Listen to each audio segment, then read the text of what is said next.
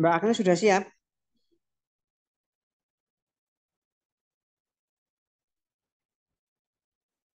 Halo?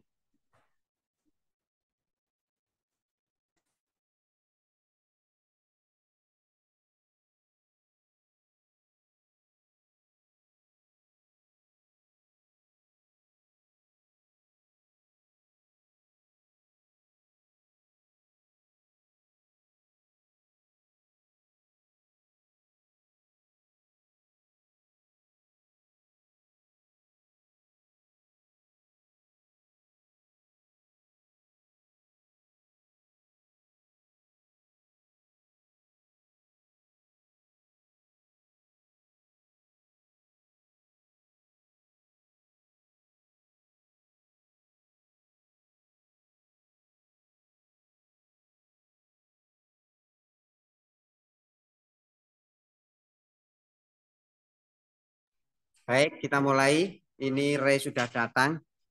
Mari kita mulai, Bapak Ibu.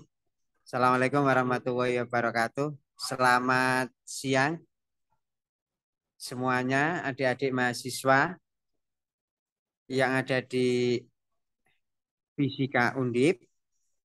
Kemudian yang terhormat Prof. Heri Sutanto, Pak Eko Hidayanto, dan Pak Jatmiko sebagai Selamat siang, Mas pengelola Rinal. di Suara saya terdengar nggak? Ya, kedengaran Mbak Agnes. Ya, kedengaran. Mungkin agak lebih jelas lagi nggak apa-apa. Habis makan siang kayaknya suaranya juga lebih jelas. Biar kedengaran di sini juga Mbak Agnes. Cek sound dulu boleh? Oke. Baik, sebelum kita mulai, Prof. Heri memberikan titipan untuk sambutan Ketua Departemen Fisika dalam rangka alumni fisika mengajar diberikan kepada Pak Jatmiko. Waktu dan tempat kami persilakan Pak Jatmiko.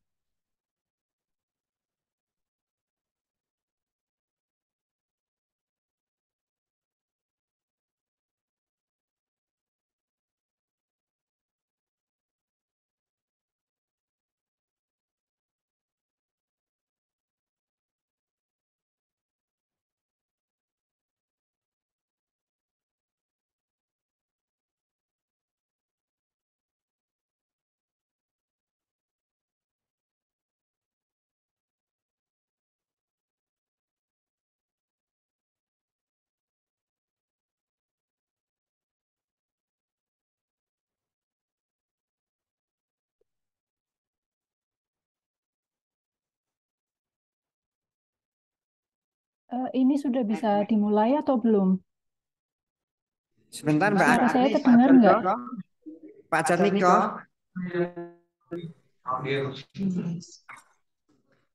monggo Pak Jatmiko.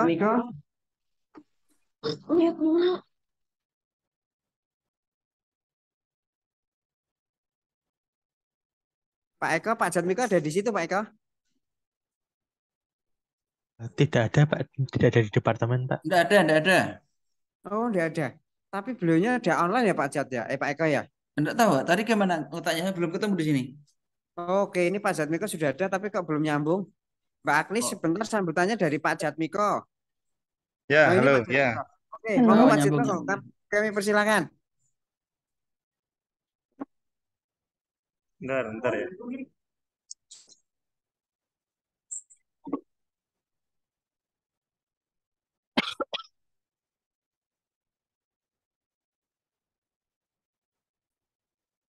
Selamat siang, Pak Jatmiko. Oke, dengar ya, suara saya. Iya, Pak. Terdengar, Pak.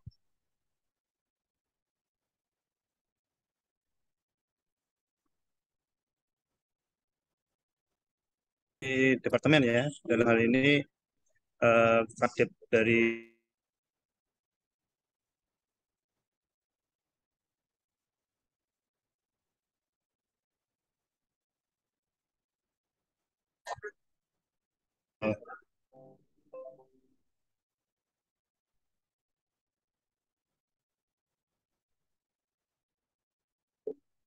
Ini sepertinya koneksi saya agak terganggu.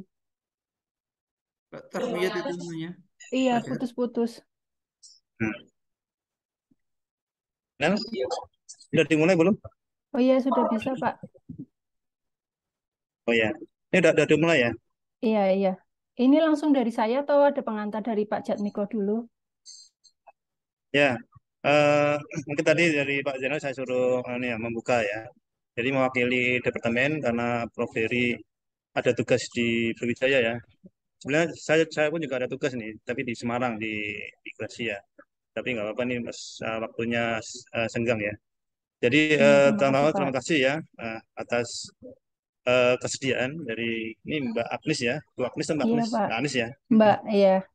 Ya, biar tidak terlalu tua ya. Oke, makasih ya Mbak Agnes sudah bersedia Iya, untuk Pak. Iya.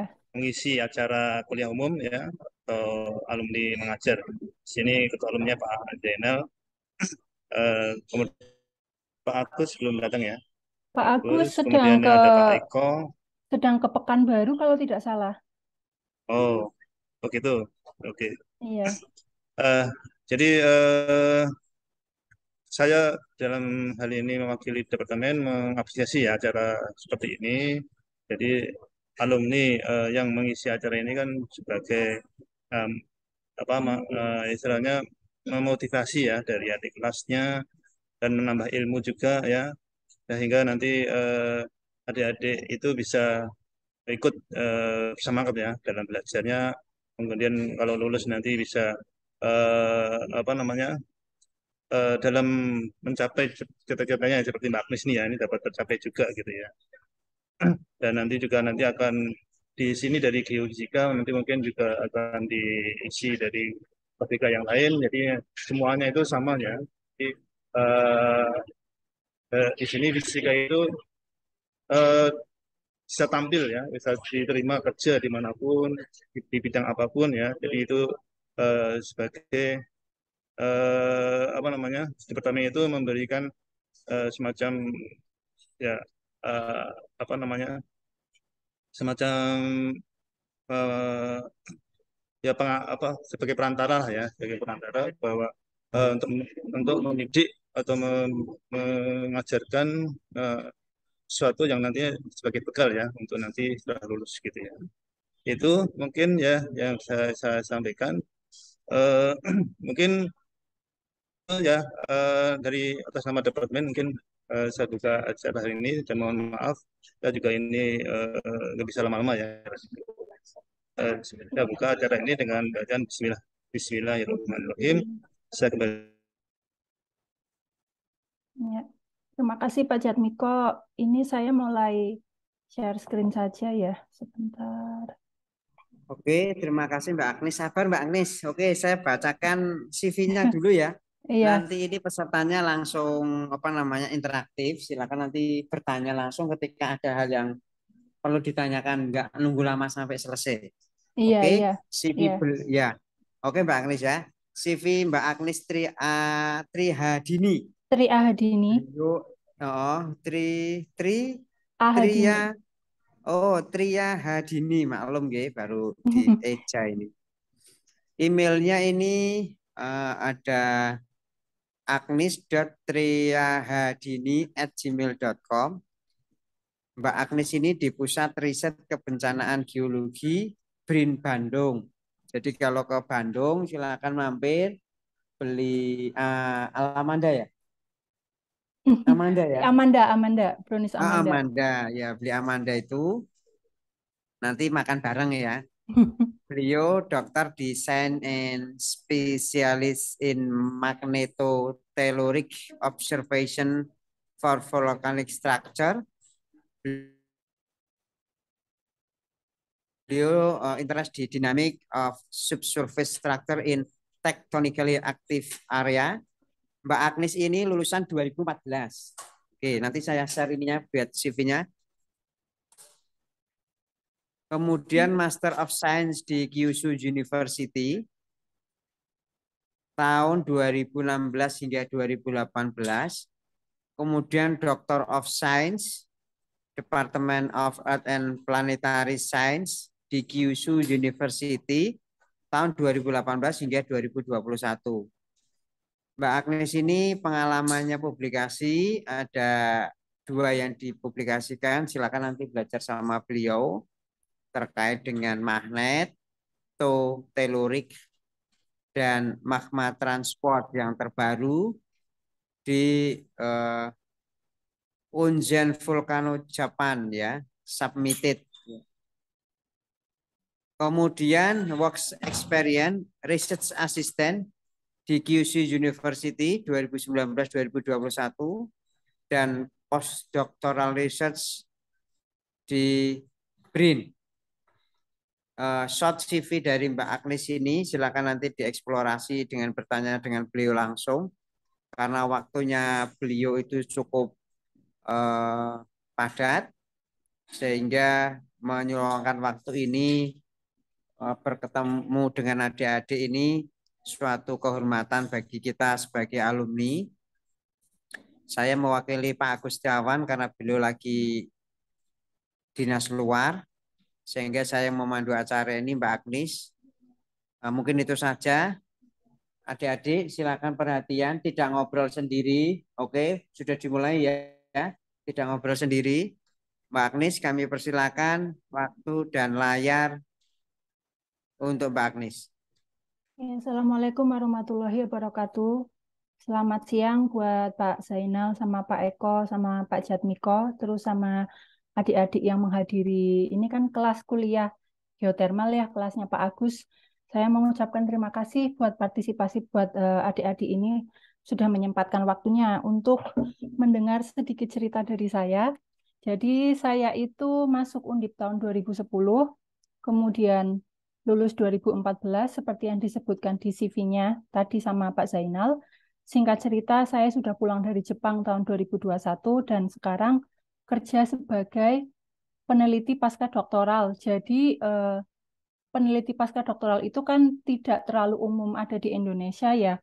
Tapi kalau di negara-negara maju biasanya orang-orang habis selesai S3 itu sebelum dia masuk ke jenjang karir tetap akademik, jadi dosen atau jadi peneliti tetap, biasanya dia akan melewati fase semacam magang jadi peneliti independen di suatu institusi riset. Jadi seperti yang sedang saya lakukan, tapi kalau saya itu sekarang ada di Badan Riset Inovasi Nasional atau yang dulunya itu disebut LIPI, LIPI Geoteknik Bandung. Nah, sekarang saya akan menceritakan apa yang saya pelajari selama di Jepang, tapi ini tidak akan terlalu mendetail karena mungkin ada sebagian adik-adik di sini yang belum mendapatkan kuliah tentang metode magnetotelurik. Jadi kan setahu saya, seingat saya dulu itu waktu S1 ada kelas namanya geolistrik dan magnetotelurik atau apa saya agak lupa. Nah, itu dasar-dasarnya bisa dipelajari di kuliah tersebut. Jadi saya mulai dari alasan saya kenapa sampai belajarnya itu harus ke luar negeri. Kalau misalnya adik-adik di sini tahu kondisi bidang ilmu geofisika di Indonesia itu akan sadar kalau misalnya kuliah di luar negeri itu kalau misalnya emang benar-benar ingin mendalami itu memang harus ke luar negeri. Kenapa? Soalnya alat-alat geofisika di Indonesia itu jumlahnya sangat terbatas. Kalau misalnya saya kan ingin mempelajari metode MT. Metode MT itu biasanya dipakai untuk eksplorasi geotermal. Nah, kampus yang mempunyai metode alat-alat metode MT itu jumlahnya sangat terbatas di Indonesia. Sekelas ITB pun tidak punya. Kan, jadi makanya kalau memang mau yang mendapatkan support system yang sangat bagus, peralatan yang memadai, nah itu kan harus didapatkan di luar negeri. Terus yang nomor 2 itu kenapa? Karena fokus saya itu ingin buat pengamatan gunung berapi. Nah, kampus di Indonesia yang menyediakan kesempatan untuk mempelajari pengamatan gunung berapi kan hampir tidak ada ya. Saya kurang paham untuk kondisi sekarang, tapi pada masanya saya nyari S2 itu hampir tidak ada. Nah, sementara saya mendapatkan kesempatan itu tuh di kampus Kyushu University Jepang. Ini gambar kampusnya. Ini tuh dulu Pak Udi sama Pak Agus sekolah di sini juga, tapi beda fakultas dengan saya. Beliau berdua ada di Fakultas Engineering, sementara saya di Fakultas Sains. Ini gambar kampusnya. Ini kampus Kyushu itu kampus nasional public university-nya Jepang ya, 7 terbaik di Jepang. Tapi kalau untuk segi bangunan dan luas area, ini salah satu yang terbesar karena hitungannya sih mungkin tidak sebesar UGM, tidak seluas UGM ya, tapi atau UI. Tapi kalau untuk ukuran Jepang ini yang terluas, Kyushu University itu. Terus kalau kelebihannya sekolah di Jepang, makanya saya memilih di Jepang, karena kan eh, di Jepang itu kalau untuk riset geofisika ya khususnya di bidang gempa dan gunung berapi itu ada semacam kolaborasi antara pihak universitas, kemudian pemerintahan, di sini Japan Meteorological Agency atau kalau di Indonesia itu BMKG, ini BMKG versi Jepang. Kemudian ada lembaga riset.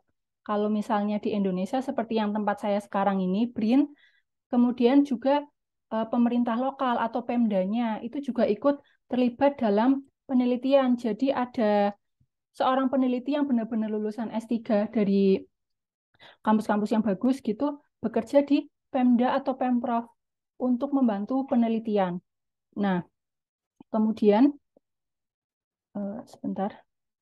Kalau misalnya kita di Indonesia, kita itu masih kayak terpisah-pisah loh antara pihak kampus, antara pihak government atau pemerintahan.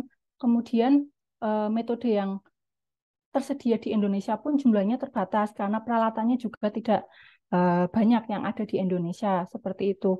Kelebihannya kalau misalnya dengan sistem seperti ini yang ada di Jepang, kita itu bisa mendapatkan akses data sama bisa saling ibaratnya kalau misalnya posisi saya di kampus Kyushu, tapi kita ingin mendapatkan bimbingan dari profesor lain di kampus Tokyo, itu masih bisa dimungkinkan. Terus mau pinjam alat dari Tokyo, mau akses data gempa yang dipunyai kampus Tokyo, itu sangat bisa dilakukan. Kemudian mau minta datanya punyanya Japan Meteorological Agency, itu juga bisa dilakukan. Jadi sinergi seperti ini itu sangat memudahkan saya pribadi dan mahasiswa-mahasiswa lainnya itu untuk belajar banyak hal di sana. Nah, ini lab saya. Jadi salah satu kelebihannya Jepang lagi adalah kampus-kampus 7 terbaik itu dan beberapa kampus negeri lainnya itu punya semacam pusat pemantauan gunung berapi sendiri-sendiri.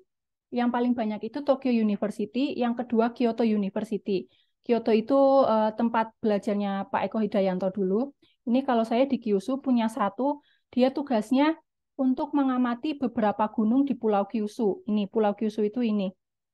Jadi di sini itu ada semacam ruangan yang isinya itu komputer mengamati yang menampilkan data-data gempa, juga data-data ini gempa tektonik ya, juga data gempa-gempa yang terjadi karena aktivitas gunung berapi. Ini kita lihat di sini peta Jepang, stasiun yang merekod stasiun seismik ya istilahnya, stasiun yang merekod data-data gempa di Jepang itu sebanyak ini, jumlahnya ribuan, sekitar 4.000, dan akses datanya itu terbuka untuk dipakai oleh mahasiswa dan peneliti di sana. Jadi kalau misalnya adik-adik di sini suatu saat ada keinginan untuk belajar gempa yang benar-benar langsung dari pakar-pakarnya, itu bisa banget kalau misalnya ke Jepang. Kenapa? Karena pasti akan sangat mudah mengakses data dibandingkan kalau misalnya pengen belajar gempa di Indonesia. Karena akses datanya kan kita harus ke BMKG dulu, harus ketemu orang-orang tertentu dulu yang memang punya akses ke data tersebut. Kemudian di sana juga pendanaan untuk penelitian juga sangat banyak, jadi seorang mahasiswa itu hampir tidak perlu mengeluarkan uang untuk kepentingan penelitian. Ibaratnya saya ke lapangan aja untuk ngambil data, saya digaji per hari. Tidak perlu mengeluarkan uang untuk jilid tesis, ngeprint itu tidak perlu sama sekali. Hanya yang penting itu siap mental, otak, sama badan saja. Itu sudah sangat menunjang untuk menyelesaikan studi di Jepang. Nah, ini seperti yang saya tadi bilang, laboratorium di tempat saya namanya SEVO. Jadi singkatan dari Shimabara Earthquake Observatory. Tugasnya itu, jadi setiap kampus yang memiliki observatori atau pusat pengamatan gunung berapi itu tugasnya memang benar-benar mengamati aktivitas gunung berapi. Metodenya biasanya yang dipakai yang pertama itu menginstal peralatan seismogram untuk mengukur gempa ya, entah itu gempa vulkanik, gempa tektonik di banyak tempat, kemudian di maintenance, dicek berkala, diganti baterainya, gitu kan, yang bersifat permanen maupun temporer. Ini teman-teman lab saya, mereka menginstal, memasang alat seismik di suatu wilayah ya. Kemudian yang digambar ini mengamati menggunakan metode punyanya geodesi, GPS leveling. Ya di sini ini ada gunung. Nah itu nanti diamati perubahan permukaannya. Jadi pakai alat ini itu kalau misalnya teman-teman ada yang pernah lihat anak geodesi itu praktek di jalan-jalan kan, pakai kayak gini, itu tuh terlihat sebetulnya berapa kenaikan muka tanahnya atau penurunannya, entah 1 cm, entah 1 mm. Nah itu tuh diamati. Kalau ada perubahan permukaan tanah, itu tinggi rendahnya itu menandakan ada aktivitas di bawah permukaan, aktivitas magmatik kalau dalam hal gunung berapi. Lalu kemudian ini alat unggulan yang ada di lab saya juga, metode MT. Alat ini kan sangat mahal ya, harganya lebih dari 1 miliar, satu doang. Alat ini tuh 1 miliaran lebih. Nah di lab saya itu punya, saya kurang paham, untuk yang ini saja mungkin sekitar 6 atau 7. Kemudian bisa meminjam, kalau misalnya sekali pengukuran bisa meminjam dari kampus lain juga. Jadi setiap kampus itu rata-rata punya alat-alat seperti ini. Alat-alat seismiknya juga banyak seperti itu.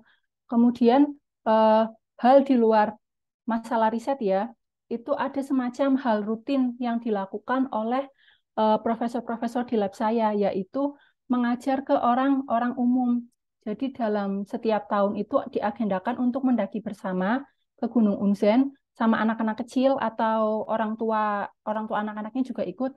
Nah, ini foto profesor di lab saya, kepala lab di tempat saya belajar itu, dia nanti akan menjelaskan proses yang terjadi di gunung berapi itu seperti apa, gunung ini meletus tahun berapa. Jadi kan ada semacam apa ya, apa yang kami pelajari itu bisa memberikan manfaat kepada masyarakat umum juga, seperti itu. Kemudian selanjutnya kita memulai ke materi. Nah, di sini teman-teman melihat gambar Gunung Merapi ya yang lagi meletus sekarang di Jogja itu. Kan kita nggak pernah tahu tuh di dalamnya kayak apa. Kan orang-orang bilang kalau misalnya magmanya naik, kemudian keluar nanti gunungnya meletus seperti itu kan. Nah, kalau kita ingin tahu di dalamnya suatu gunung berapi itu seperti apa, kita kan perlu suatu alat ya atau suatu cara biar bisa tahu. Kan kalau misalnya eh, apa namanya, karena tebal ya ini kan skalanya kan kiloan meter ya. Kan kalau mau tahu di dalamnya kita harus menggunakan suatu metode geofisika. Nah, dari suatu metode geofisika digabung dengan batu-batu atau tanah-tanah yang diambil dari tubuh gunung ini terus dianalisis, nanti kita bisa menggambarkan kira-kira gambaran sederhana di dalam gunung berapi itu seperti apa. Nah, ini salah satu contoh gambaran di bawah suatu gunung berapi itu seperti ini. Jadi yang kita sering dengar namanya magma, yang namanya lava, itu diperkirakan asalnya itu dari suatu suatu ruang yang di dalamnya itu di bawah gunung berapi ya, di dalamnya itu berisi melt. Melt itu kalau menjelaskan itu semacam apa namanya, bagian dari lapisan astenosfernya bumi yang naik ke atas kerak ya di situ itu sifatnya kan sangat panas. Itu tuh sumber utamanya magma melt. Kemudian kan lapisan kerak benua gitu ya, crustal itu kan dia kan terdiri dari berbagai macam batuan, berbagai macam kristal, kemudian bercampur dengan si melt tadi itu, kemudian membentuk berbagai macam karakteristik gunung berapi. Di dalam sini, di dalam ruang ini yang biasa nanti disebut magma reservoir atau magma chamber, itu terjadi berbagai macam proses, ya percampuran antara melt dengan komponen batuan-batuan di sini, kemudian magmanya naik bergerak ke atas dan lain sebagainya. Kemudian di dalam magma juga terdapat suatu gas ya, Kemudian kalau misalnya suatu saat suplai magmanya terlalu banyak, terus di sini kan ada semacam tutup ya, ibaratnya kayak tutup botol gitu. Kalau tekanannya semakin besar, magmanya yang bertambah semakin banyak, kan lama-lama tidak kuat menahan. Nah, makanya ketika itu ada celah terbuka, terjadilah suatu letusan gunung berapi seperti itu. Nanti material yang keluar itu juga bergantung dengan si jenis magmanya itu seperti apa. Nah, itu kalau untuk penjelasan tentang hal tersebut bisa di kuliah lain atau membaca literatur lainnya. Ini kita mendefinisikan dulu apa itu magma. Magma itu jadi lelehan batuan yang tersusun dari 3 fase. Pertama padat, cair, dan gas yang dalam bentuk kristal dan gelembung gas dalam lelehan silika. Kemudian gunung berapi itu merupakan lubang atau rekahan di atas permukaan bumi tempat keluarnya magma. Jadi kan tadi kita sudah melihat magmanya itu di bawah permukaan bumi. Nah kan butuh jalan keluar tuh buat naik ke permukaan. Nah, melalui tubuh gunung berapi. Kemudian dapur magma di sini itu tempat magmanya itu disimpan. Jadi selama dia belum meletus ya ada di bawah permukaan bumi di dalam dapur magma ini. Kemudian reservoir magma kan kalau misalnya di geotermal kan ada reservoir panas bumi. Geotermal itu ada di mana? Geotermal itu ya ada di sekitar sini. Dekat gitu loh. Sekitar paling ya maksimalnya 2 km di bawah si puncak gunungnya. Jadi ya aktivitas magmatik di sini itu yang pada akhirnya lama-kelamaan itu membentuk suatu sistem geotermal di bawah permukaan bumi. Seperti itu. Jadi nanti kan ada tuh gunung yang meletusnya dahsyat, yang meletusnya mengeluarkan awan panas kayak Gunung Merapi, seperti itu kan macam-macam. Ada yang cuma mengalir lavanya kayak gini. Itu bergantung dari komposisi si magmanya itu. Terus gimana sih proses pembentukan suatu gunung berapi? Secara general ya dibagi menjadi secara konvergen seperti yang kita ketahui ada di Indonesia, tumbukan antara 2 lempeng ya, lempeng samudra, antara 2 lempeng samudra atau antara lempeng samudra dengan lempeng benua. Seperti yang terjadi di Indonesia, kita lihat di sini, ini di Indonesia nih, banyak. Kemudian divergen atau 2 lempeng yang saling menjauh, kayak gini ya, menjauh itu kan karena lempengnya saling menjauh kan otomatis terbentuk celah di sini yang memungkinkan keluarnya si melt dari astenosfer ini. Kan astenosfer kan bentuknya nggak cuma padat tapi ada melt material penyusunnya seperti itu. Ini contohnya kalau tidak salah di Islandia ya. Kemudian ada lagi hotspot. Hotspot itu contohnya itu di Hawaii. Jadi ada suatu titik yang memang di situ itu tempat si litosfernya itu tuh tipis atau kerak benuanya itu tipis sehingga lebih mudah si melt dari astenosfernya itu buat naik. Nah, itu tuh contohnya itu ada di Hawaii. Kemudian kita belajar tentang erupsi dulu. Erupsi gunung berapi. Nah, ini contoh gambar Krakatau terjadi di tahun 2018 yang membuat tsunami yang membunuh beberapa ratus orang kan. Karena tubuh gunung berapinya longsor kemudian masuk ke laut terus menimbulkan tsunami. Terus kok ada sih gunung yang meletusnya sedahsyat ini, terus ada lagi gunung yang cuma lavanya meleleh. Itu tuh penyebabnya apa? Nah, salah satu penyebabnya itu adalah komposisi magmanya. Ada klasifikasi dari tipe-tipe magma yang dikategorikan tergantung dari jumlah silikatnya, SiO2 ini di sini. Teman-teman boleh membaca di sini. Nanti PPT ini akan saya share. Kemudian kalau sebagai contoh ya, kalau misalnya magmanya itu sifatnya felsik, silikatnya itu tinggi 70%, dia itu viskositasnya tinggi atau kental ya. Kemudian tapi temperaturnya itu tidak terlalu tinggi dibandingkan sama yang mafic. Karena gasnya itu tinggi, kandungan gasnya, dia itu bersifat kemungkinan untuk meletus secara eksplosifnya itu bersifat besar. Seperti itu. Nah, ini proses terjadinya suatu letusan ya, ini ada suplai magma di bawah, kemudian kan ketika naik ketika naik dia itu akan memuai karena kan magma kan mengandung gas ya pas di bawah permukaan. Nah, karena naik ke permukaan kan otomatis ada perubahan pressure ya atau tekanan seperti itu kan. Nah, ketika tekanannya berubah, tekanannya itu turun, si gasnya itu memuai. Ketika memuai mendekati permukaan, dia otomatis kan menyebabkan retakan-retakan di sini terus terbuka, akhirnya meletus. Kalau misalnya dia bisa menjadi sangat eksplosif atau meletusnya istilahnya gimana ya, meledak gitu ya, meletusnya itu biasanya karena ketika magmanya itu naik, kan tadi ada sistem geotermal ya di bawah gunung berapi itu. Di sistem geotermal itu kan biasanya ada air, di reservoirnya itu ya ada kandungan air di atasnya itu, ada kandungan gasnya juga. Nah, itu berinteraksi dengan magma yang naik, itu akan menimbulkan suatu eksplosivitas dari letusan gunung berapi. Ini sisipan materi dari salah satu teman saya waktu studi di Jepang ya.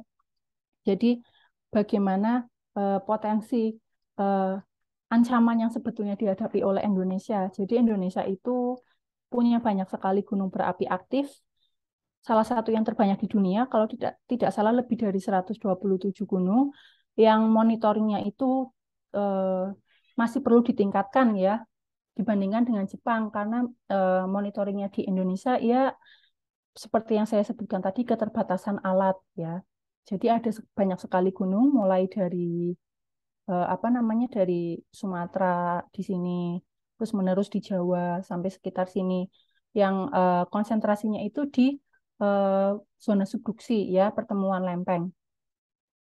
Kemudian ini gambaran istilahnya itu apa ya, biar lebih mempermudah pemahamannya mekanisme terjadinya erupsi. Kalau ada yang pernah minum Coca-Cola atau minuman bersoda lainnya, itu kan kita melihatnya sebagai suatu minuman ya, cairan. Tapi ketika kita kocok-kocok, terus kemudian kita buka tutupnya, kan dia bisa langsung muncrat, nyembur seperti ini ya. Itu sama dengan mekanisme yang terjadi pada letusan eksplosif seperti ini. Tapi kalau misalnya dia nggak dikocok-kocok, dibuka langsung aja, dia tidak akan nyembur, biasa aja gitu. Ini seperti mekanisme yang terjadi pada erupsi efusif.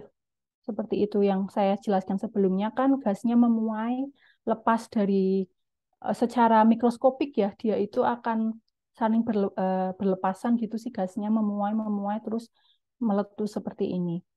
Ini kalau meletus itu bisa tinggi kolom letusannya itu sampai 33 km ya, yang bisa menyebabkan gangguan di penerbangan pesawat. Terus bahayanya apa aja kalau gunung itu meletus? Pertama itu ya tentu saja bahaya primernya ya, ini contoh yang terjadi di Hawaii, itu lelehan lava dia itu merusak ya, merusak rumah-rumah warga, merusak lahan pertanian dan lain sebagainya. Walaupun nanti beberapa tahun kemudian tentu akan menyuburkan tanah ya. Tapi kan pada saat kejadian kan tentu saja ini merusak. Kemudian yang tadi letusannya itu menyemburkan banyak sekali gas ya ke atas atmosfer, itu otomatis akan mengganggu penerbangan pesawat. Kemudian ya kita bisa melihat ada hujan abu dan lain sebagainya yang efeknya itu dirasakan nggak cuma di masyarakat sekitar gunungnya, tapi bisa sampai beberapa kilometer jauhnya. Kalau yang ini awan panas ya, atau yang kayak wedus gembel kalau di Merapi itu, ini tuh sangat panas ya, sampai 700 derajat Celcius. Kecepatannya juga sangat tinggi, ratusan kilometer per jam, saya lupa tepatnya. Jadi kalau melihat ini ya, kalau nggak lari, kalau bisa ya memang mengikuti anjuran dari pemerintah, kalau ada bahaya terjadinya lelehan pyroklastik atau apa namanya guguran awan panas ya segera menghindar, karena nanti kalau telat menghindar sedikit otomatis terkena ya pasti akan meninggal. Nah, ini bangunan yang roboh itu biasanya disebabkan karena tumpukan abu-abu vulkanik tidak kuat ya si atapnya terus roboh. Terus bahaya sekundernya apa? Bisa menyebabkan perubahan iklim. Ini contohnya kejadian Gunung Tambora tahun 1815 atau berapa saya agak lupa. Dia itu meletus dahsyat dan menyebabkan perubahan iklim, turunnya suhu bumi. Karena tadi kan lepasan si abu vulkaniknya ke angkasa, ke atmosfer itu menyebabkan penurunan suhu yang tidak hanya terjadi di Indonesia, tapi sampai ke Eropa, yang akhirnya menyebabkan kelaparan ya, karena kan si pertanian di sana terganggu, karena kan iklimnya berubah. Kemudian bahaya sekunder keduanya tsunami, seperti yang terjadi di Krakatau. Kalau gunungnya ada di laut, terus longsor, si materialnya seperti ini ya lepas, akhirnya bisa menyebabkan tsunami. Kemudian lahar ya, lahar itu juga sifatnya sangat merusak. Contohnya itu ada di Semeru beberapa bulan yang lalu kan meletus, kemudian si laharnya itu mengalir di sungai apa saya lupa itu. Kemudian di Gunung Kelut, lahar itu merupakan kosakata asli Indonesia yang asalnya itu dari tipe letusannya si Gunung Kelut. Jadi dia itu material kayak pasir gitu dari si gunungnya itu bercampur dengan air. Kemudian itu kan dia akan mengalir dan dia kalau melewati suatu tempat ya dia merusak walaupun dia tidak panas seperti lava. Nah, kita melihat sebelum ke materi tentang MT-nya ya, kita melihat dulu istilah namanya Volcano Explosivity Index atau VEI. Biasanya kan buat membandingkan seberapa besar sih letusan gunung tersebut. Jadi kalau Merapi yang tahun 2010 kalau tidak salah skala 4. Skala 4 itu material yang dilepaskan itu sekitar 0,5 km kubik. Ini juga terjadi di Gunung Agung Bali. Kemudian Sindoro di Jawa Tengah ya. Terus ini Tambora yang tadi saya ceritakan yang sampai menyebabkan kelaparan di Eropa. Itu indeksnya itu 7. 150 km kubik dilepaskan materialnya keluar dari tubuh gunung. Ya, di sini. Dan ada yang lebih besar lagi dari Tambora, punya siapa? Punya Indonesia juga, yaitu Toba. Toba itu VI 8 kalau tidak salah. Jadi kalau misalnya dia meletus, itu meletus 74.000 tahun yang lalu, ya otomatis efeknya itu bakal lebih dahsyat daripada apa yang terjadi pada Tambora tahun 1815. Terus gimana sih biar bisa meminimalisir bahaya akibat letusan gunung berapi? Kan gunung kan nggak bisa dicegah, kapan meletusnya nggak bisa dikontrol ya. Yang bisa dilakukan manusia itu ya mempelajari gimana sih kapan kira-kira gunungnya akan meletus, kalau meletus akan seperti apa, terus tanda-tandanya seperti apa. Nah, caranya itu dengan monitoring. Banyak sekali alat yang digunakan untuk monitoring, jadi nggak cukup cuma satu, bisa dengan mengamati gasnya. Jadi ada sensor yang digunakan untuk deteksi gas. Ada gas-gas tertentu yang akan keluar ketika gunung akan meletus. Contohnya itu CO2 seperti itu. Kemudian ada tilt meter sama GPS ya. Ini punyanya orang geodesi. Tapi kalau misalnya teman-teman tertarik belajar ini juga silakan, tidak masalah, digunakan untuk mengamati perubahan si muka tubuh gunungnya. Jadi kalau ada magma naik, ada gas naik, kadang itu akan terdeteksi. Biasanya ya kalau ada suplai magma, magmanya naik, si tubuh gunungnya itu akan mengembung. Nah, tempat yang tertinggal, yang magmanya itu, misalnya magma dari sini nih, naik ke sini. Di sini akan naik nih, tubuh gunungnya akan meninggi beberapa senti. Nah, di sininya itu kalau dia suplainya dari sini, dia akan menurun. Nah, fenomena-fenomena kayak gitu itu harus diamati. Kemudian kamera ya seperti yang biasa terpasang di Indonesia itu sudah ada, di Merapi juga ada.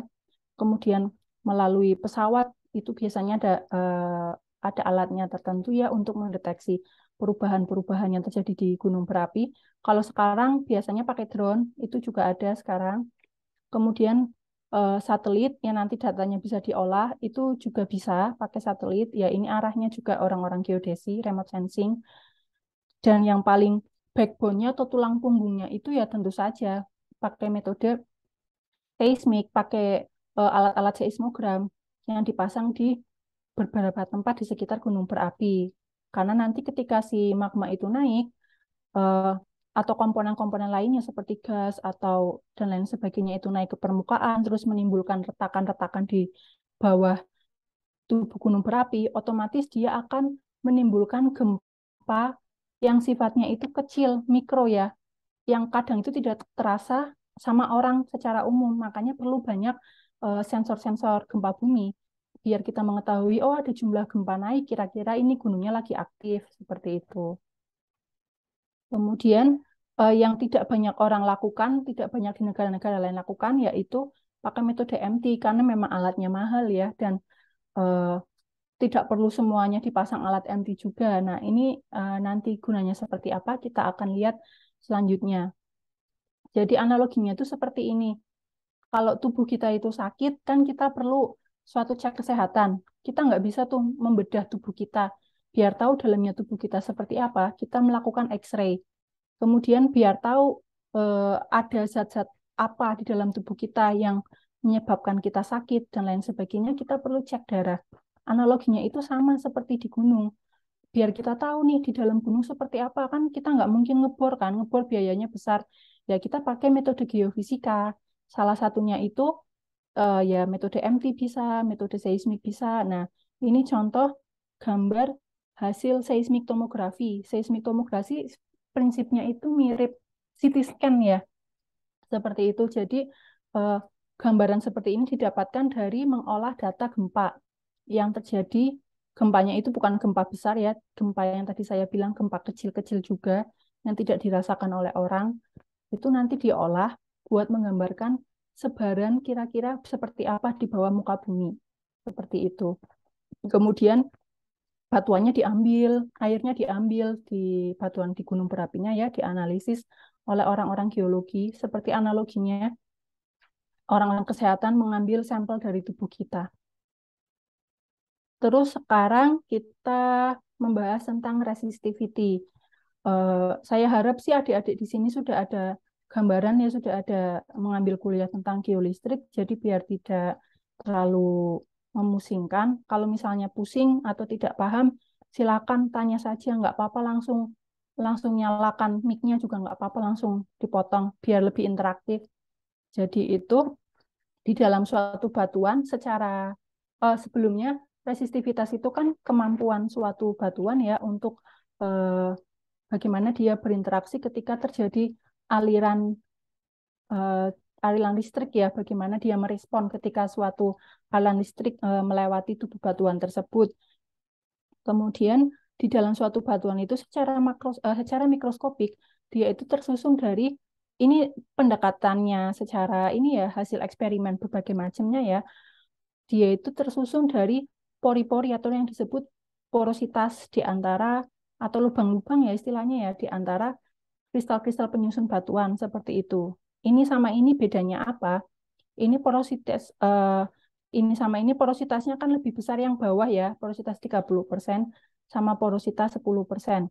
Terus beda hubungannya apa sama resistivitas? Nah, porositas itu mempengaruhi resistivitas dengan cara seperti ini. Jadi, nilai resistivitas suatu batuan akan turun. Istilahnya kalau turun berarti kan dia konduktif ya, mudah dialiri arus listrik. Itu karena apa? Karena pertama porositasnya besar. Terus yang kedua, porositasnya itu saling terhubung seperti ini. Ini sama ini kan porositasnya beda. Terus ini sama ini porositasnya itu susunannya bentuknya berbeda.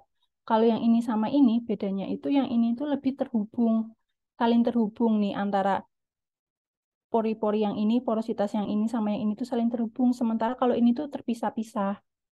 Jadi yang di sini dia lebih menghasilkan nilai resistivitas yang rendah atau lebih konduktif karena akan lebih mudah untuk mengaliri untuk dialirkan arus listrik. Kalau teman-teman ingin belajar lebih mendetail tentang prinsip dari resistivitas dan metode MT, sumbernya ada di sini. Ini Profesor MT yang sangat terkenal dari Kanada, Alberta University. Kemudian yang mempengaruhi resistivitas kedua yaitu charge carrier-nya. Kan kalian tahu ada yang namanya konduksi ya, konduksi yang baik apa namanya kan dari metal gitu kan. Nah, kalau misalnya di sini itu dari fluida. Kan kita tahu kalau misalnya ibaratnya kita kalau kena air terus habis itu megang stop kontak gitu nyolokin kan kesetrum gitu kan. Nah, itu karena fluida itu merupakan penghantar listrik yang baik. Terus metode MT itu dibandingkan metode lain itu punya keunggulan karena dia itu range nilai resistivitasnya itu sangat lebar dan bervariasi antar berbagai jenis mineral material di bawah permukaan bumi. Bisa dilihat di sini ya, berbeda-beda mulai dari pure melt tadi yang ada di dalam si magma, kemudian air, dia resistivitasnya itu rendah atau konduktivitasnya itu tinggi. Kan konduktivitas itu kebalikan dari resistivitas. Seperti itu. Terus ini prinsip singkat dari metode MT. Alatnya tadi sudah dilihat ya di slide-slide sebelumnya. Jadi dia akan merekam aktivitas gelombang elektromagnetik yang dihasilkan antara interaksi dari solar atau matahari dengan medan magnetnya bumi. Kan itu menginduksi gelombang elektromagnetik ya. Dia kan akan menjalar turun ke bumi, kemudian merambat di sini ya, di bawah permukaan bumi. Ini ceritanya suatu batuan lah. Kemudian itu variasi si gelombang elektromagnetik tadi direkam oleh peralatan MT. Ini sensor-sensornya ya. Jadi yang mengalir secara ortogonal ya terhadap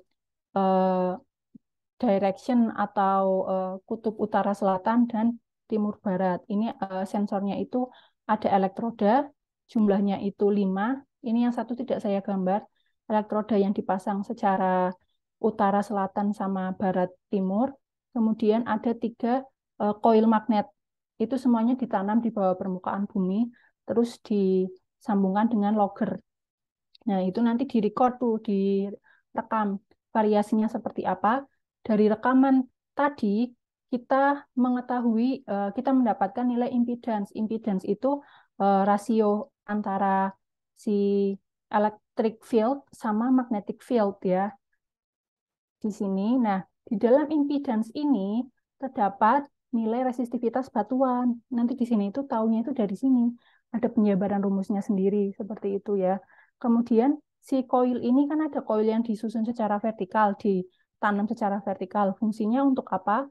Yaitu untuk mengetahui sebaran resistivitas secara horizontal.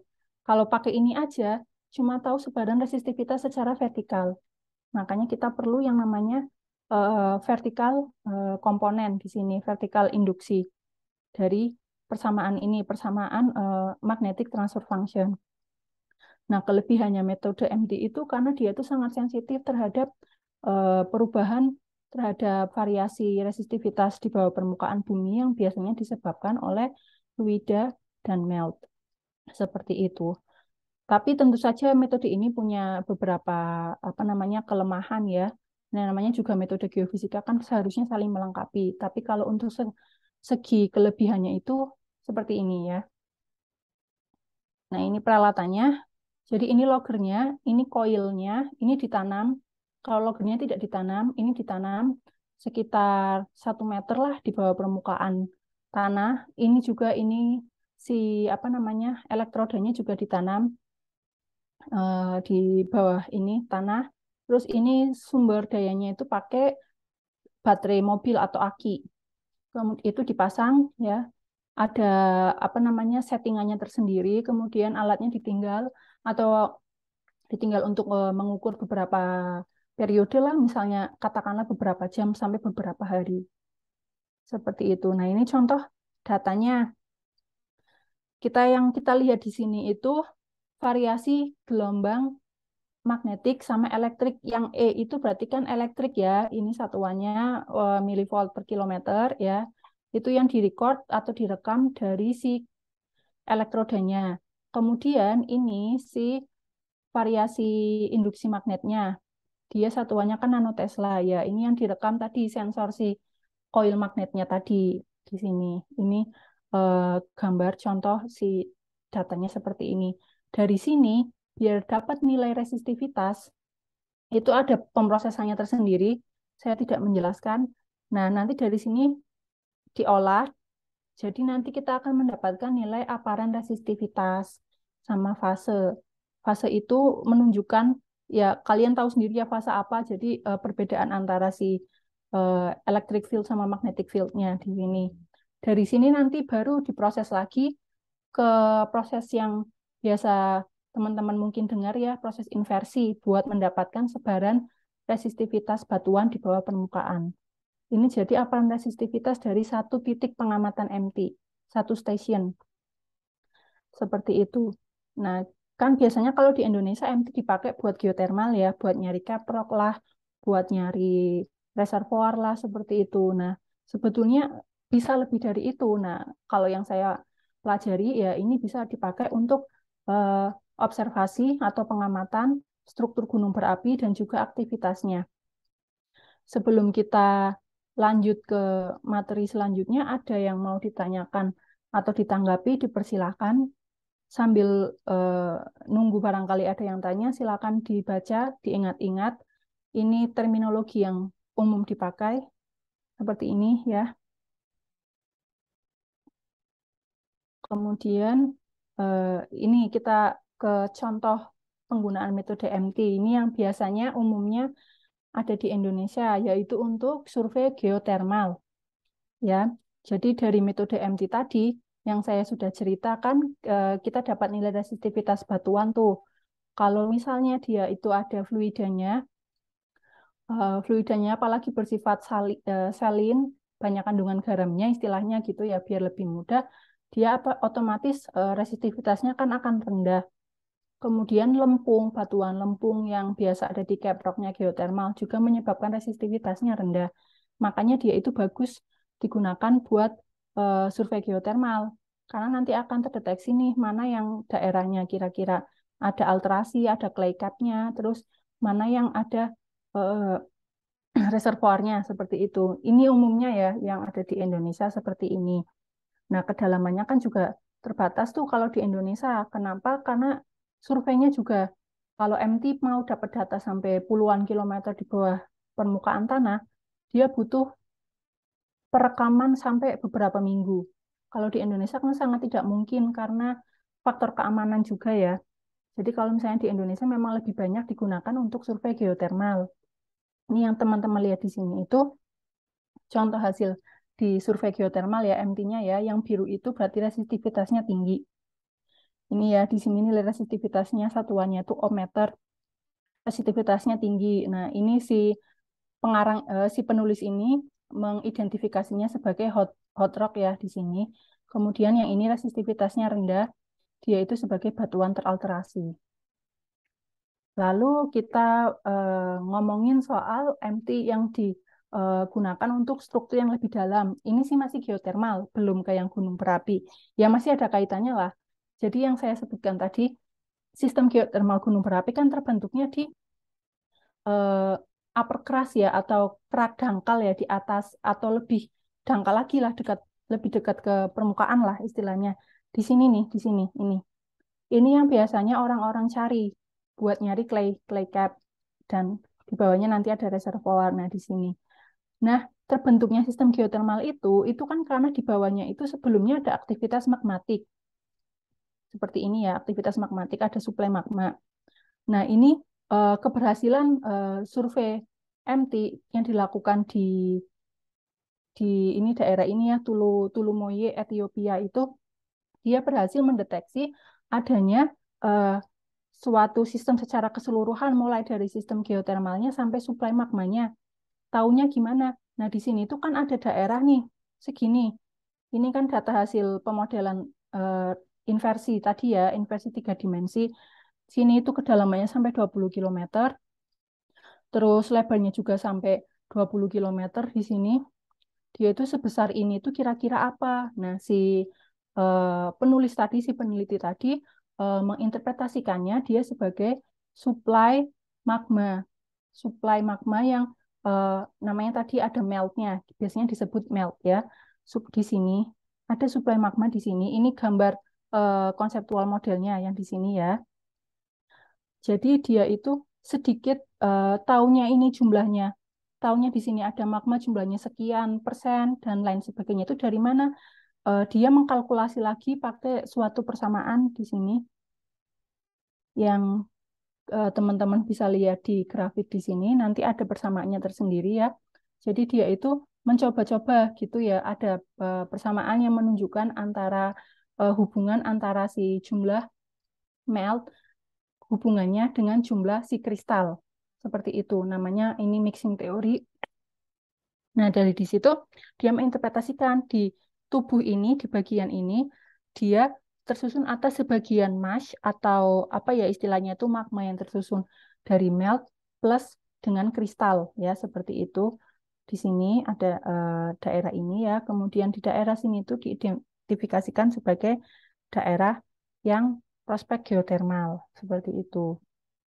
Kemudian ya secara singkatnya seperti itu. Nah, ini sebaran si stasiun MT-nya ya, sebanyak ini di daerah sini yang titik-titik ini.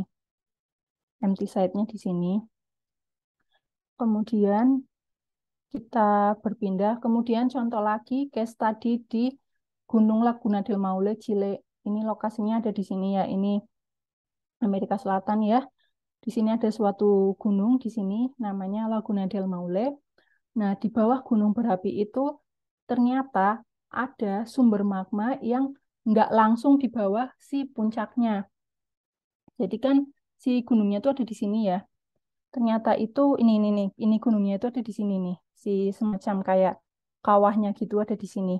Ini yang teman-teman lihat hasil inversi 3 dimensi ya. Yang merah itu berarti resistivitasnya rendah. Yang biru itu resistivitasnya tinggi. Nah, gunungnya itu ada di sini nih.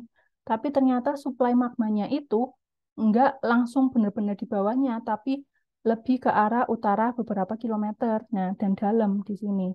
Nah, ini kan bisa ngedeteksinya kan dengan ngukur MT di area yang luas selama beberapa hari. Seperti itu. Terus eh, dia yang dari magma di sini itu nanti eh, naik ke atas itu melalui struktur tertentu. Biasanya itu karena ada bidang sesar ya. Biar bisa dia itu naik membuat aktivitas di gunung tersebut. Nah, dari data MT yang ini, dari hasil inversi ini, lalu dibuat suatu model konseptual yang bisa dilihat di sini. Ya, ini tadi dari hasil pengukuran MT, terus dikombinasikan dengan apa namanya pengukuran metode lain yang sudah dilakukan di gunung tersebut. Dari di sini kan dia tahu, oh di sini ada sesar nih. Itu tahunya dari mana? Nah, oh ini di sini ada aktivitas magma nih, taunya dari mana? Nah, itu taunya tadi dari dia sempat melakukan pengukuran geodesi di sini. Nah, itu tadi ada suatu inflasi atau kenaikan permukaan tanah di sekitar gunungnya itu. Nah, di sini terjadi di sini. Kemudian di sekitar sini juga diperkirakan ada bidang sesar yang menjadi jalan buat si suplai magma, suplai air dan lain sebagainya buat naik ke permukaan. Terus ini hasil studinya saya kalau ini di Unsen Jepang ya. Jadi ada gunung di sini. Ini Pulau Kyushu Jepang. Gunungnya itu ada di sini. Jadi mirip-mirip lah gunungnya kayak Sinabung yang sifatnya itu dorman lama, tidur lama istilahnya. Tapi nanti ketika meletus dia berlangsung beberapa tahun. Tapi kalau Unsen itu lebih singkat daripada si Sinabung. Sinabung itu kan sudah 10 tahun lebih kalau nggak salah, bahkan lebih ya. Itu meletus tidak berhenti-berhenti. Kalau Unsen cuma 5 tahun sudah berhenti. Seperti itu. Nah, kan kenapa sih saya sampai neliti Unsen gitu? Kenapa? Karena ada suatu hal yang unik di Unsen. Jadi kan gunungnya ada di sini nih. Tapi kenapa, bagaimana sih gunung ada di atas sini, kok si magmanya itu terdeteksi jalan dari bawah laut dari sini? Taunya dari mana kok dari bawah laut, Mbak? Itu dari data gempa. Ini data gempanya itu contohnya ada di yang titik-titik ini, yang teman-teman lihat itu kan di sini. Ini hasil MT, yang di bawah itu hasil seismik tomografi ya. Gempanya itu di sini, ini gunungnya itu di sini. Jadi di sini itu sini laut. Nah, pas sebelum si gunungnya itu meletus, terdeteksi itu beberapa tahun sebelumnya ada peningkatan aktivitas seismik di laut sini. Di sinilah di semacam teluk gitu ya, itu tuh meningkat aktivitasnya. Nah, akhirnya kan setelah beberapa tahun berlalu si gunungnya itu mulai meletus, mulai menghasilkan eh, lava, kubah lava, terus kubah lavanya itu kolaps, terus menghasilkan awan panas dan lain sebagainya. Terus saya berkesempatan untuk meneliti buat mencari tahu kira-kira pertama bagaimana sebaran resistivitasnya di bawah permukaan, terus hubungannya apa sama eh, perpindahan magmanya. Kira-kira model apa yang bisa saya susun dari data MT yang saya ambil ini. Nah, dari sini kan bisa dilihat tuh yang tadi yang biru yang biru resistivitasnya tinggi, yang merah resistivitasnya rendah. Jadi di bawah ini gunungnya, Gunung Unzennya di sini. Jadi sebarannya seperti ini ya. Kalau yang kira-kira posisi magmanya itu diidentifikasi ada di sini yang buletan hitam ini. Ini dapatnya dari mana? Dari survei geodesi. Dari survei GPS namanya ya. Dia ada tubuh inflasi yang asalnya itu di kedalaman ini, kedalaman sekian. Setelah diplot dengan data gempa dan dihubungkan dengan hasil model inversi MT, kemudian dibandingkan dengan hasil tomografi seismik, didapatkan suatu hasil kalau si magmanya itu berpindah di atas tubuh yang memiliki resistivitas tinggi. Kan ini suatu hal yang unik tuh. Kan orang-orang mikirnya ada melt, ada magma itu resistivitasnya rendah. Karena kan konduksi ke sifat si magma tadi kan termasuk bahan yang resistivitasnya rendah ya. Tapi ternyata tidak untuk kasusnya Unzen. Kan kalau di secara hasil-hasil sebelumnya biasanya nilai resistivitas tinggi berhubungan dengan nilai seismic velocity tinggi juga. Karena kan misalnya ibaratnya batuan yang keras ya, dia tidak memiliki banyak celah untuk diisi air, kemudian tidak pasti akan resistivitasnya tinggi seperti itu kan. Terus hubungannya apa sama velocity, Mbak? Velocity itu gini, kalau misalnya gempa itu bisa nggak kira-kira di air bisa jalan, iya, tapi kira-kira efeknya bisa kerasa nggak? Kan enggak kan. Makanya itu biasanya kan di daerah yang ada fluidanya, ada meltnya, itu velocity-nya rendah, seismic velocity-nya, karena itu hubungannya nanti yang ada di shear modulus ya, sama ya itu seperti itu. Nah, kalau di sini dibawa di Unzen itu, velocity-nya itu rendah, tapi dia itu resistivitasnya tinggi, kan itu kan kayak hal yang sangat bertolak belakang seperti itu. Makanya disusun suatu model yang kira-kira bisa menjawab fenomena ini. Kira-kira gimana? Ya itu tadi, yang tadi sudah saya jelaskan, kita tahu yang namanya pore mixing teori, tadi yang tentang porositas sama konektivitas dari pori-pori tadi, terus dihubungkan dengan data yang sebelumnya sudah diteliti, data GPS, data seismik tomografi, kemudian ditambah dengan data geologi yang sudah dianalisa untuk kasus Unzen ini. Kemudian dibuat suatu model yang kira-kira, oh di bawah Unzen terjadi proses seperti ini nih.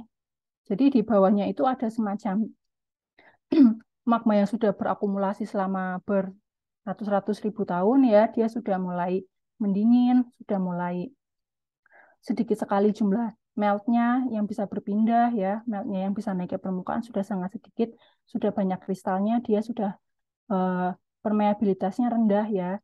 Terus jadi makanya ketika ada suplai magma baru, dia berusaha nyari celah ke daerah yang kira-kira gampang nih bisa magmanya lewat.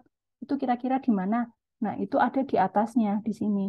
Jadi kalau misalnya penelitian ini diteruskan lagi, titik-titik MT-nya ditambah lagi, harapannya bisa tahu asalnya magma yang utamanya itu ada di mana. Kan penelitian saya cuma bisa mencakup area di sini saja ya. Sementara suplai magma aslinya itu dalam banget di sini. Itu masih belum bisa terjawab. Seandainya bisa diteruskan, kan kita bisa mendapatkan gambaran kira-kira, oh bisa jadi si sumber utamanya magma itu ada di sini. Kemudian karena ada struktur ini, struktur yang disebut kristal mas, jadi yang si kumpulan magma yang sudah mulai mengkristal ya, kan jadi susah si magmanya naik, akhirnya lewat jalan di sini. Bisa jadi itu salah satu skenario-nya seperti itu.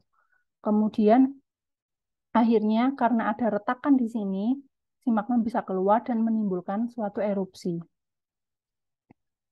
Kemudian kita belajar lagi dari kasus gunung lain yang sama-sama di Kyushu, yaitu di Gunung Kirishima di sini. Kalau ini hasil metode hasil inversi ya, inversi juga 3 dimensi. Ini gunungnya di sini ya, ini posisinya di sini. Ini gambar secara horizontal, ini gambar secara vertikal ya. Ini sebaran gempanya di sini.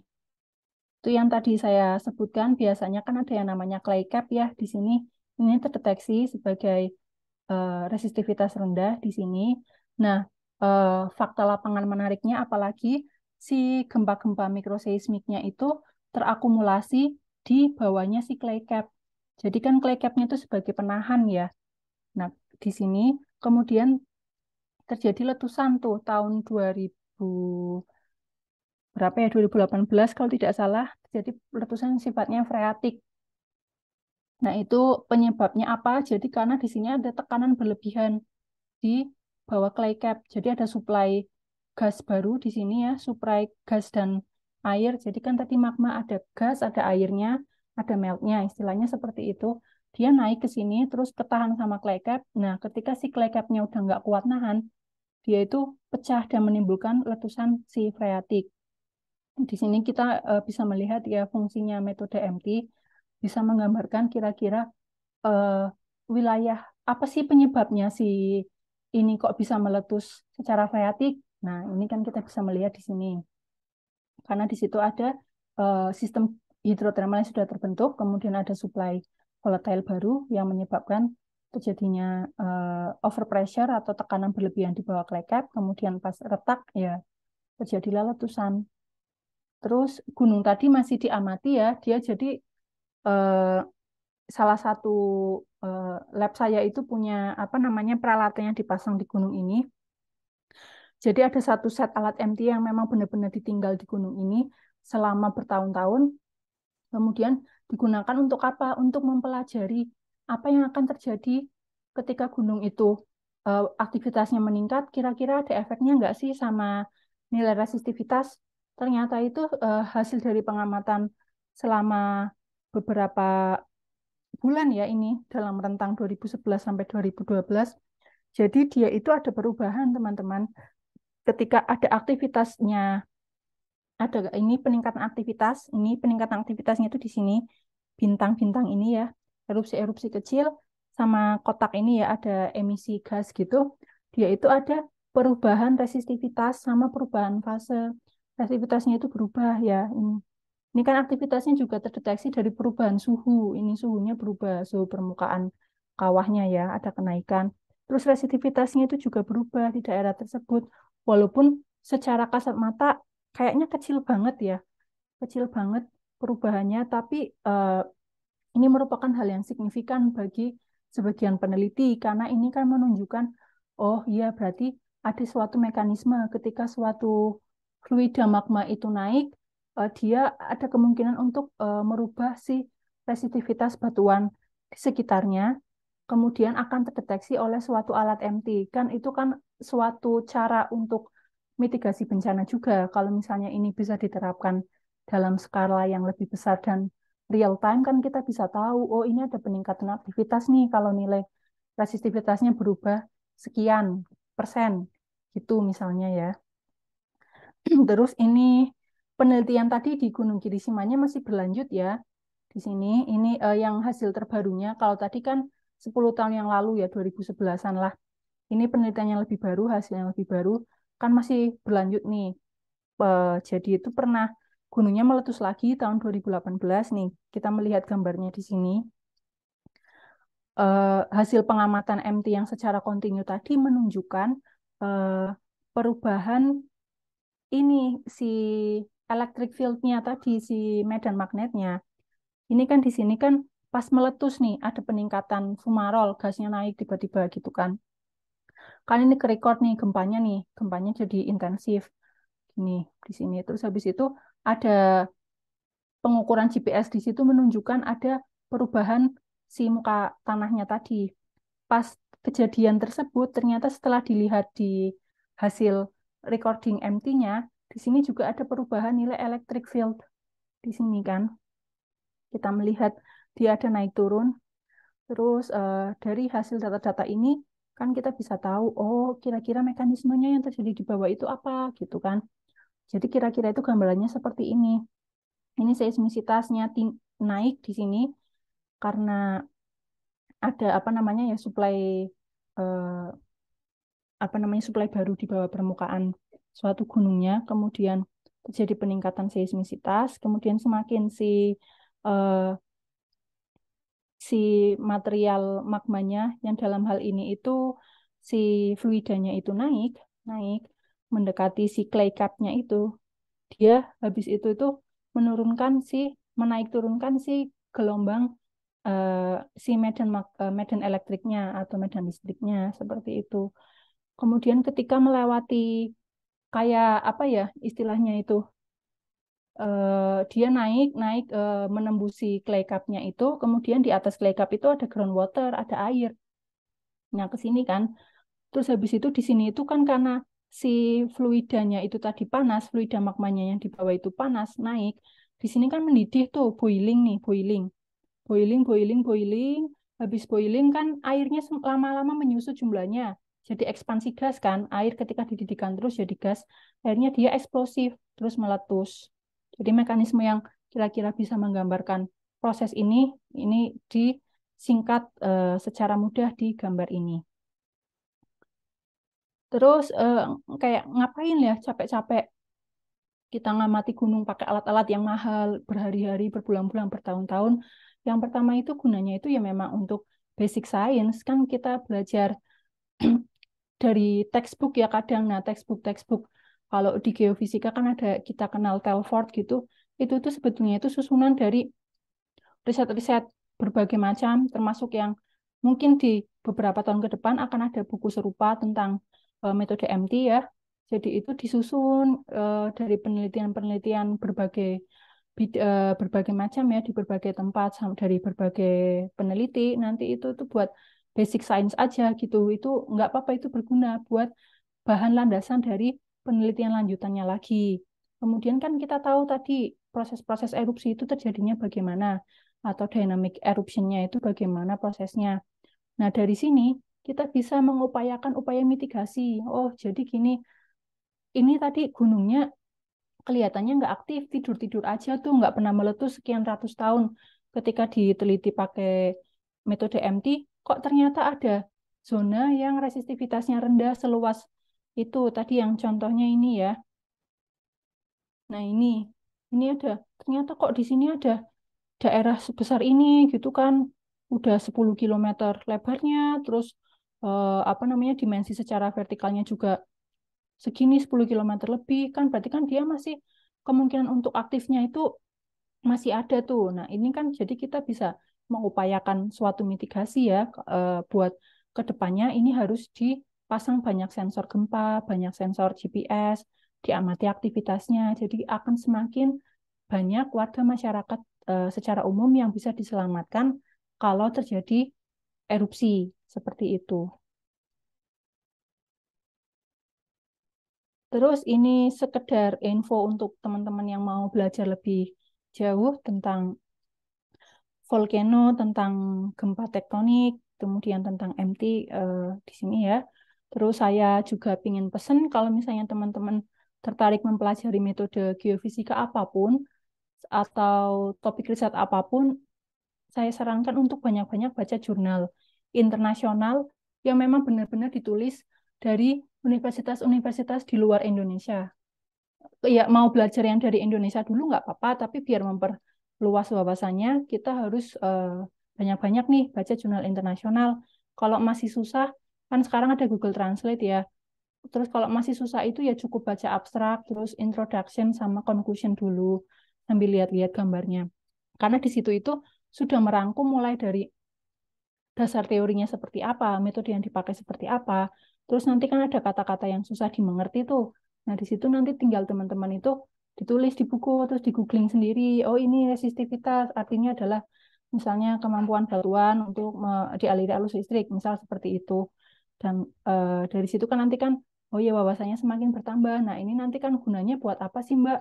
Capek-capek baca jurnal, ya kan gunanya kan nanti buat mempersiapkan pas kalian nanti skripsi, tugas akhir kan. Jadi referensinya itu udah banyak. Jadi nggak akan pusing. Oh ya nanti aku skripsi bingung mau ngapain. Terus misalnya ada yang mau lanjut S2 atau sampai S3 kan akan mempermudah kalian di penulisan proposal, nyari sekolah, dan lain sebagainya. Ya, sekian kalau misalnya Ada yang mau bertanya? Silakan.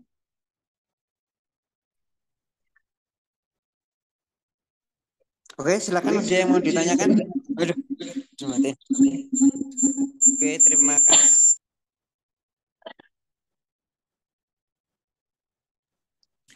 Ada yang ditanyakan? Ini Kalau enggak ada nanti Pak. Ada Pak ini Pak. Corvi Ansen. Corvi Hansen mana? Oke, silakan. Dimulai.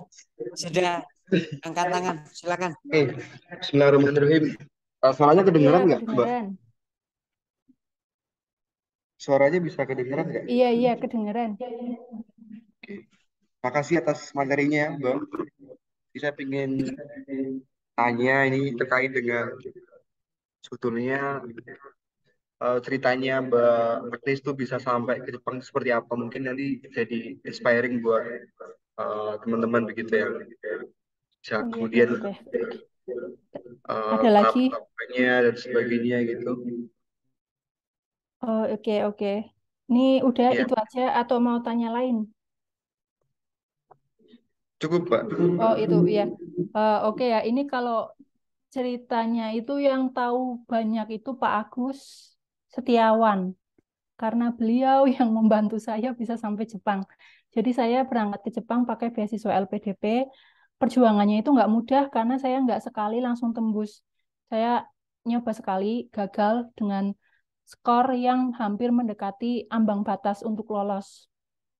Itu akhirnya ya banyak pokoknya selama proses pendaftaran LPDP itu banyak dibantu Pak Agus, mulai dari gimana cara nanti pas jawab wawancara, gimana nanti isanya itu seperti apa, itu banyak sekali dibantu sama Pak Agus, dicek. Terus saya juga membuat semacam, sempat dulu itu bikin ada grup gitu, grup WhatsApp dengan beberapa teman yang memang pingin sekolah lanjut. Jadi waktu itu ada teman saya, Singgi, itu ya kami saling membantu. Jadi kami berhasil berdua itu yang si Singgi ke Tokyo Institute, saya ke Kyushu, kita sama-sama pakai LPDP, ya kita itu saling bantu mengkoreksi apa namanya si isi LPDP-nya, kemudian kira-kira nanti wawancara itu yang keluar apa aja. Nah kita itu persiapannya di situlah. Ya kalau sampai ke tahap LPDP-nya sebetulnya juga lebih panjang lagi karena kan itu merintisnya dari sebelum saya lulus S1 sebetulnya mulai dari les bahasa Inggris, kemudian les khusus untuk IELTS, kemudian banyakin ikut seminar, ikut lomba biar memperbanyak wawasan. Itu prosesnya itu nggak instan seperti itu. Terus sampai kenapa milih Kyushu-nya juga karena itu proses